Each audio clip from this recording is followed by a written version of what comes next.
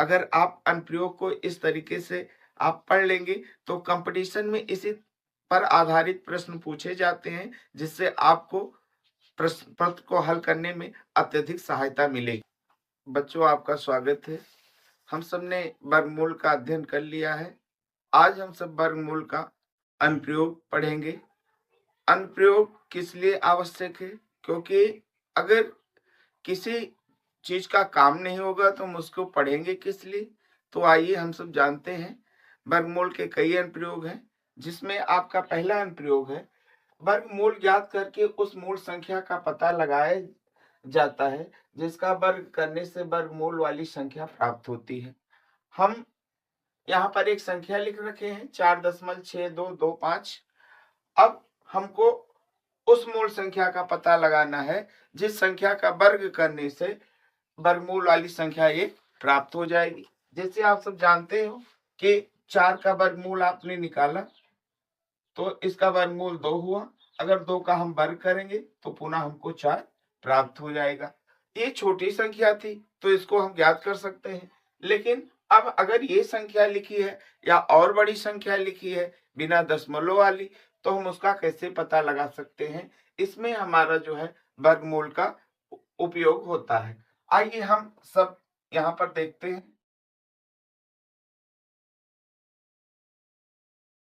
2 जोड़ दिया नियमता। अब इस दशमलव को हटा के हम यहां लगा देते हैं और कितना हो गया? 42 हो गया। फिर हमने जोड़े के रूप में 25 को उतार लिया।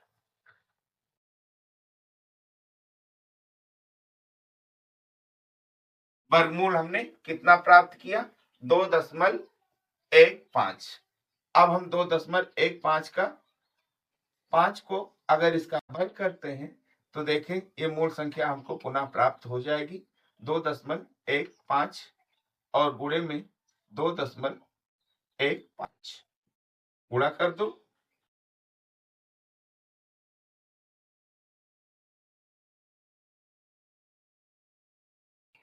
कितने अंक के बाद में दशमलव है? 2 ऊपर 2 नीचे, मतलब 4 अंक के बाद उनमें दशमलव लगेगा।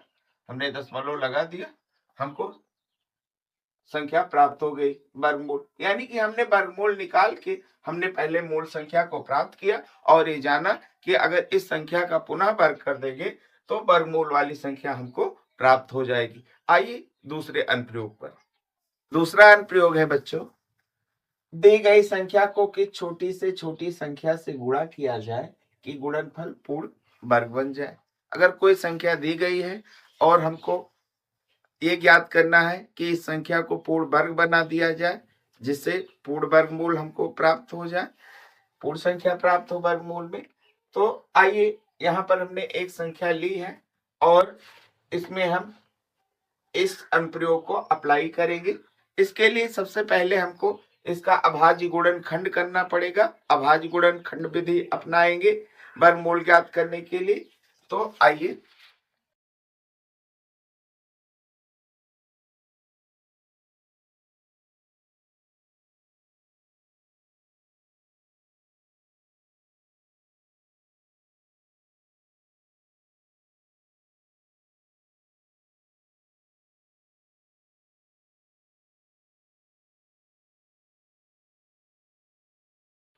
यहाँ हम देखते हैं, जोड़ा बना लेते हैं। इस 2 का जोड़ा बन गया, इस भी 2 का जोड़ा बन गया, 3 का जोड़ा बन गया और 17 का जोड़ा नहीं बना। तो हमने देखा कि 17 का जोड़ा नहीं बना है।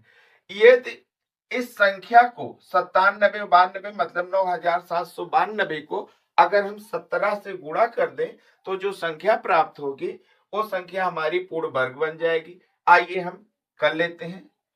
9792 को हम 17 से गुणा कर लेते हैं।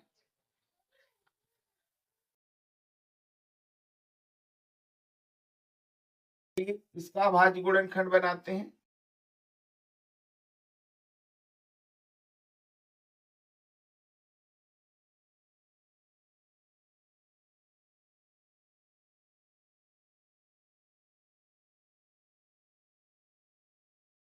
जोड़े में देखते हैं, क्योंकि पूर्ण वर्ग संख्या प्राप्त करने के लिए हमको जोड़े में व्यवस्थित करना पड़ेगा, जैसा कि हमने पहले की वीडियो में आपको सब कुछ डिटेल में बताया है। तो हम इसको निकाल भी लेते हैं। यहाँ पर हमने वर्गमूल का चिन्ह लगाया और कौन सी संख्या को हमने 17 से गुणा किया है और कितना गुणनफल आया है, 16, 64 और 64 जोड़े के रूप में लिख लेते हैं, क्योंकि स्पेस कम है। 2 का स्क्वायर, 2 का स्क्वायर,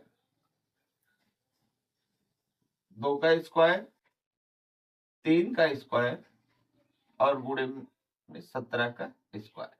ये अपने ऊपर से वर्गमूल के कैप को हटा देगा, क्या हो जाएगा, स्वतंत्र हो जाएगी संख्या। 2 गुणे 3 और गुणे में 17,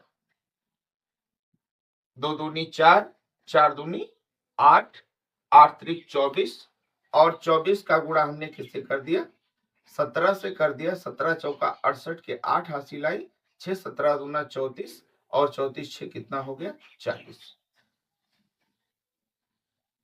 408 हमारा आंसर होगा।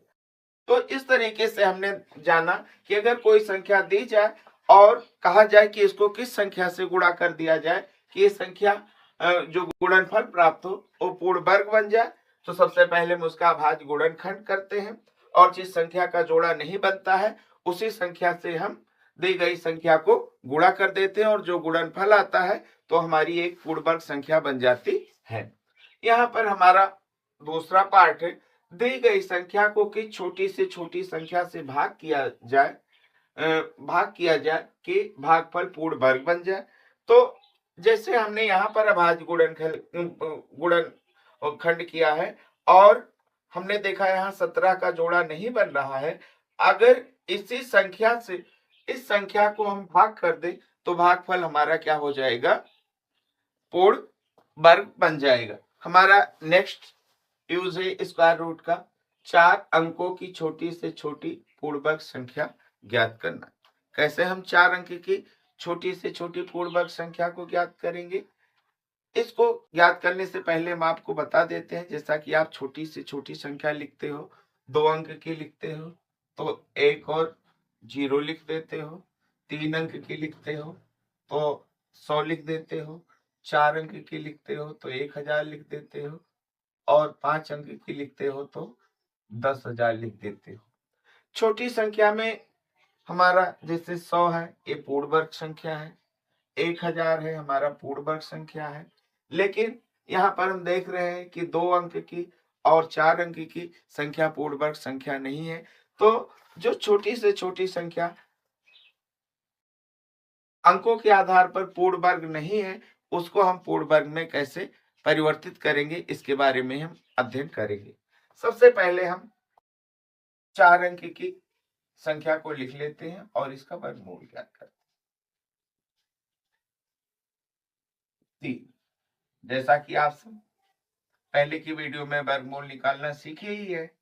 ये हमारा कितना हो जाएगा, सॉरी यहाँ 1 हो जाएगा और हमने डबल 0 उतार लिया और यहाँ 3 जोड़ दिया, 6 हो गया। अगर हम यहाँ पर 2 लिखते हैं तो वो हमारा 62 हो जाएगा और 62 का गुणा 2 से होगा तो 124 हो जाएगा, इसलिए 1 लिख 61 हो गया और हमने घटाया 9 हो गया और 3 हो गया, 39 हो गया। आप सब भाग देते हो, जैसे 2 से भाग आपने किसको दिया, 9, तो 2 चौक 8 हो गया और 1 शेष बचा। अगर शेष फल को 9 से घटा देते हो तो ये 8 हो जाता है। अब 2 से भाग 2 दे दोगे तो 2 चौक 8 हमारा होके कट जाएगा। आइए हम कोशिश करते हैं कि अगर हम 39 को 1000 से घटा देते हैं तो क्या हमारी 4 अंक की संख्या बनी रह पाएगी। 1000 से हमने क्या किया, 39 को हटा दिया, 1 6 और यहाँ पर कितना बचा, 9, 961 हो। संख्या किस अंक में परिवर्तित हो गई? 3 अंक में। और हमारा टारगेट क्या है? 4 अंक की छोटी से छोटी पूर्ण वर्ग संख्या ज्ञात करना। अब हम उसके लिए क्या करेंगे? अब हम उसके लिए 1000 को लिख लिया, मतलब 4 अंक की छोटी से छोटी संख्या को लिख लिया और इसका हमने वर्गमूल ज्ञात किया। 9 हो गया, 100 उतारा हमने, 6 हो गया। अब हम यहाँ पर जैसे 1 लिखे थे, या इसके स्थान पर हम क्या लिख देंगे? 2 लिख देंगे, यानी कि हम गुणनफल को 100 से ज्यादा ले जाएंगे। तो हमारा कितना हो जाएगा? 124 हो जाएगा। घटाया हमने, तो देख रहे हो आप कि छोटी संख्या से बड़ी संख्या को घटाया जा रहा है, तो हमारा आंसर किस में आएगा? माइनस में आएगा, -24 हो गया। अब हम क्या करें?